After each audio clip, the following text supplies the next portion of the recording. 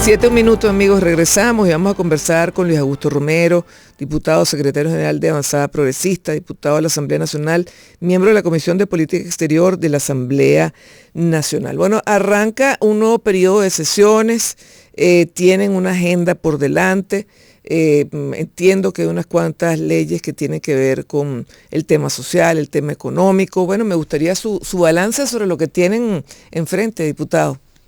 Bueno, María Isabel, como tú bien sabes, este es el tercer año de una asamblea que fue electa en el año 21. Ha habido una labor intensa de aprobación de leyes. Como también sabes, el gobierno tiene una mayoría, por decirlo, aplastante en la Asamblea Nacional, de 277 diputados que la conformamos. 257 son diputados del partido de gobierno y 20 somos diputados de oposición. En ese cuadro, para nosotros es fundamental que los debates se produzcan en el marco del intercambio de ideas, planteamientos y argumentos, porque por la vía de los votos, pues siempre el gobierno va a tener la mayoría. Creo que ha habido un desempeño interesante, por decirlo de una manera, de la Asamblea Nacional, pero la Asamblea tiene una deuda, yo diría que moral, con los sectores sociales del país, en particular con los trabajadores. Creo que eso que llaman la agenda ciudadana no ha sido debidamente atendida. El tema del salario, el tema de la recuperación de la capacidad adquisitiva del venezolano, creo que es un tema que debe ser abordado de inmediato por la Asamblea Nacional. ¿Y ustedes lo han planteado? Lo vamos a plantear mañana, el martes, porque estábamos esperando, el discurso del presidente. Y lamentablemente el gran ausente del discurso del presidente de Maduro fue el tema del salario. Pues, por ninguna parte se mencionó cuál era la política salarial del gobierno, qué iniciativas va a adelantar el Ejecutivo para poder compensar la fuerte devaluación a la que estaba sometido el bolívar. Pero sí mencionó que habían mermado los ingresos. Sí, bueno, está muy bien, pero tú no puedes hacer recaer todo el peso de un programa de ajustes económicos sobre los hombros de los más vulnerables, ¿no? El salario promedio está rondando $7 mensuales. ¿Pero hay un programa de ajustes económicos? Bueno, yo diría que hay un programa por la vía de los hechos. El gobierno no ha anunciado una reestructuración de la economía en términos formales, pero por la vía de los hechos vemos que hay algunos indicadores, pues. Una mayor apertura económica hacia la inversión privada, una mayor disciplina en el gasto fiscal, hay una contracción del crédito.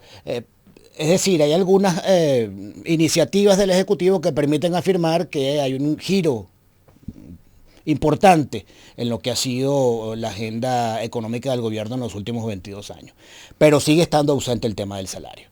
Y no va a haber una recuperación económica, Marisabel, firme, sostenida, si no hay capacidad de compra, si los venezolanos no podemos concurrir al mercado para comprar los bienes básicos, pues las medicinas y los alimentos. De manera que la oposición democrática que está expresada en la Asamblea Nacional hemos coincidido en empezar a presionar, a solicitar, a exigir que el gobierno atienda el tema del salario, que presente los números y podamos construir incluso, hemos planteado el tema de la tripartita, que podamos construir junto al sector privado, los trabajadores y el Ejecutivo, una propuesta que pueda echarle una mano a los venezolanos que hoy se las están viendo muy feas, muy negras, Marisabel, con la disminución de su poder de compra, en particular los empleados públicos, pero sobre todo también los pensionados y los jubilados.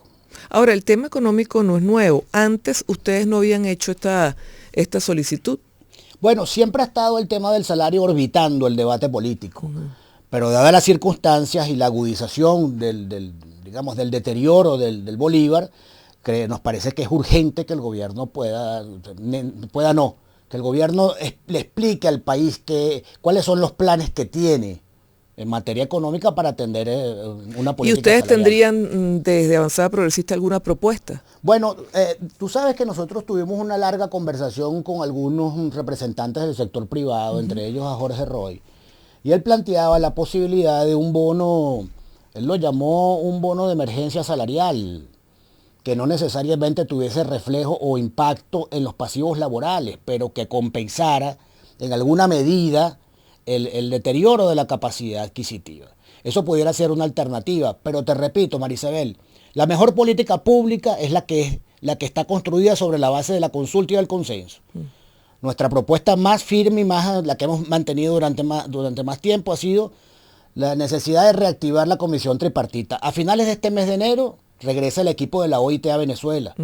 Nos parece importante que en el marco de esa visita puedan reunirse sector privado, gobierno y trabajadores para concretar y concertar una política económica dirigida a la recuperación del salario. Ahora, dentro de los trabajadores también está muy atomizado ese mundo, ¿no? Antes estaba, bueno, la CTV tenía fuerza y era fácil identificar quiénes eran los voceros de los trabajadores. Ahorita hay como distintas voces y distintas posiciones. Bueno, pero fíjate que en las últimas movilizaciones se ha producido un fenómeno interesante, que es que buena parte de esa masa de ciudadanos, de trabajadores que se desplazó, que se movilizó para reclamar legítimamente por demás sus derechos, proviene de sindicatos oficialistas. Yo que estuve acompañando la marcha como un ciudadano común, porque me parece que es un grave error que los partidos pretendamos confiscar, secuestrar, apoderarnos de ese movimiento. Eso es un movimiento reivindicativo, gremial. Pude apreciar que buena parte de la dirigencia sindical, o en todo caso del componente gremial que estaba allí, pertenece a sindicatos del Ejecutivo. Me parece afectos al partido de gobierno, pues en todo caso, o que alguna vez fueron chavistas o maduristas, toda esa nomenclatura un poco abstracta que hay allí, confusa. Y eso debe llamarnos la atención, porque hace unos meses, no sé si recuerdas, también se movilizó un contingente importante de venezolanos para defender el bono vacacional, que el gobierno pretendió fraccionar y que en definitiva lo fraccionó. Pero eso produjo también un malestar en los sectores laborales y la gente salió a la calle.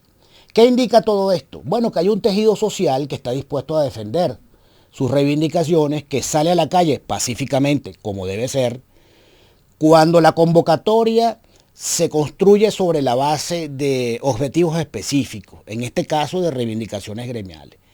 Ese país adormecido, ese país que se rindió frente al avasallante avance del gobierno en algunos espacios de la política venezolana, pues yo creo que no es así. Creo que desde hace mucho tiempo no se veía en Venezuela que a comienzos de año, en un mes de enero, un sector importante de los trabajadores se movilizaran pacíficamente, cosa que celebro, que se movilizaran para defender sus reclamos. Nos corresponde ustedes, como clase política, comprender. Qué interesante eso que usted está diciendo, porque me llama la atención que usted acudió como un ciudadano más. En el pasado, los partidos políticos quizás pues se montaban o surfeaban sobre las protestas sociales. Pareciera que el camino hoy en día es distinto, ¿no? Bueno, tú lo has dicho, se montaban, surfeaban sobre las protestas sociales.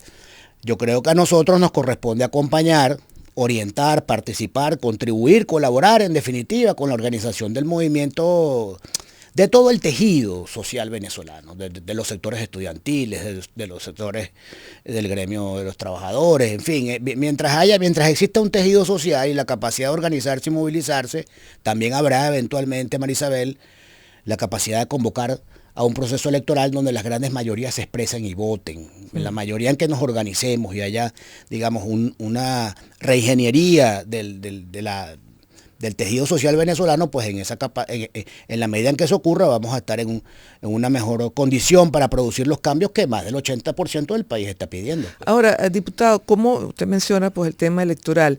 ¿Cómo se observa desde las filas de Avanzada Progresista el tema electoral y el tema de la oposición, además?